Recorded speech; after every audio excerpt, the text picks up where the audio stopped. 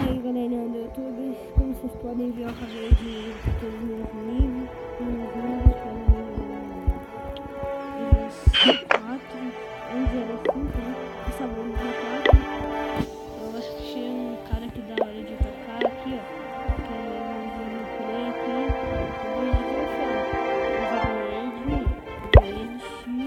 e eu muito.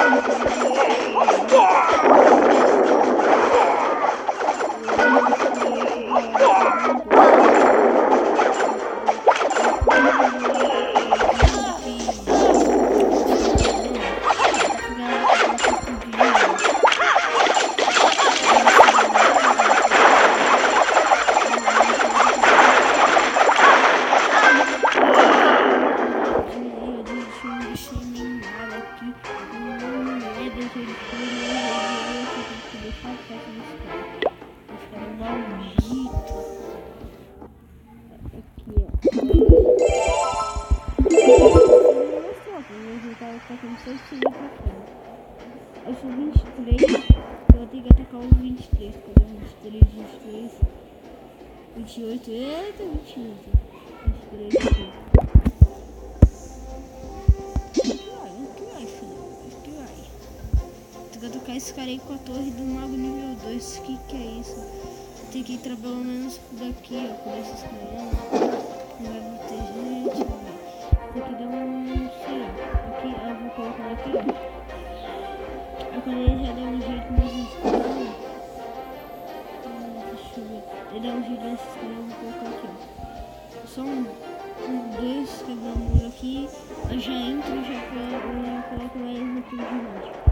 Aí eu quando já sei aqui, não sei, eu ponto aqui. Mas como eu já deixei aqui, esse é o que eu quero, e aqui, só desse vídeo aqui, esse vídeo vai ser o nome, deixa eu ver, porque esse nome, deixa eu ver. Você igual do Play Hard, mentira. Vai ser, deixa eu ver. Sei lá, vai ser o vídeo dos vídeos mesmo. Colocar, editando. Nova Vila do Clash of Clans.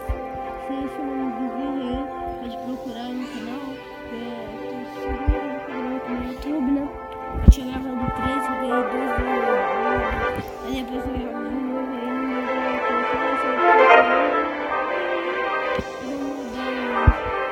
eu só quero só um, né? Tô ligado aqui. Eu tenho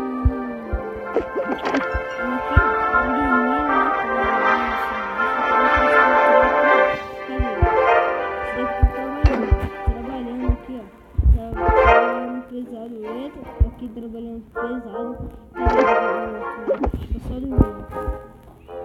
E o outro que você tá dormindo, cadê?